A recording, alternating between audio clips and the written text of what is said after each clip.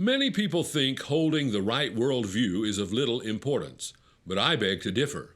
Let me tell you a story to explain why. In the summer of 2010, Aesha Mohammadzai appeared on the cover of Time magazine. There's nothing unusual about a beautiful young woman appearing on a magazine cover, but Aesha stood out because of the torture she suffered after she fled her abusive Taliban fighter husband. It was a forced marriage. She was caught and returned to her spouse, whereupon he and members of his family took her into the mountains, cut off her nose and ears, and left her to die. In the worldview of Aesha's family, she deserved what happened to her. But if you think Canadians would universally condemn such grotesque brutality, you would be sadly mistaken. When Canadian teacher Stephen Anderson presented Aesha's story to his grade 12 students, many insisted they could not say that what she suffered was wrong. We may not agree with such things here in Canada, some said, but maybe over there it's okay. Others said it was just wrong to judge other cultures. It soon became obvious to Anderson that his students, like many Canadians, had embraced moral relativism, a worldview that says there is no objective right and wrong, that each individual, each society, must choose what is right or wrong for themselves. Now, before we go any further, let me define this word that we've been using, worldview. A worldview is a way of understanding what the world is and how it works. And I hope you can see from my opening illustration, what you believe about the way the world works has a huge impact on you and everyone else. Both Aesha and the students who accepted her treatment in the name of diversity were victims of suboptimal worldviews. So I say again, having the right worldview matters. The question is, how do you know if your worldview is right? Here are some principles to help answer that question. First, consider that everyone has a worldview and no view is neutral. Some try to argue that all worldviews have equal merit and that no worldview should be considered better than another, but that argument can't stand up to scrutiny. Is the racist worldview of the Ku Klux Klan equal to the generous equality fought for by Martin Luther King Jr.? Surely your answer would be no, thus demonstrating that you don't think all views are equal. Here's a second principle to guide your search for a truly accurate worldview.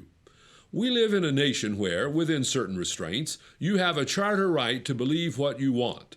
But just because you have a right to your view, that does not make your view right. It's very possible that what you believe doesn't correspond with reality, or at least is mistaken on a few significant points. The third and last principle to keep in mind is the need for a worldview to comprehensively grasp all of reality. You probably know the story of the blind men and the elephant, because each man touched only a small part of the elephant, the trunk, the ear, the leg, the tail. Each came away with a distorted view of what an elephant truly is. The same is true in the quest for a worldview. We are all limited in our comprehension of the world around us. How then can we know when we've got hold of an all-encompassing worldview that truly understands everything about how the world works? Well, what if human beings could see the world from God's perspective? That's exactly what Christianity claims. Because our worldview is based upon God's revealed truth found in the Bible, ours is the only view that is truly comprehensive and fundamentally correct. That's why, for instance, Jesus could say to his disciples, "I am the way and the truth and the life. No one comes to the Father except through me." John 14:6. Did you catch what just happened? Jesus is telling us two things. First, that a correct worldview must be based upon all that Jesus taught, and second, that God and truth can only be known through faith in him. In the words of Christian apologist Douglas Groothuis, Christianity is an integrated worldview that is objectively, universally, and absolutely true, reasonable, knowable, and existentially pertinent to both individuals and entire cultures, unquote. We know this is true because Jesus said so. Roothouse then reminds Christians that because our worldview is true and comprehensive, we need to listen to the Apostle Peter when he exhorts us to be ready to give an answer to those who ask about the hope that we have. And in this context, it's important to note that our hope is built upon a biblical worldview, and that we should do this, Peter says, with gentleness and respect. 1 Peter 3:15.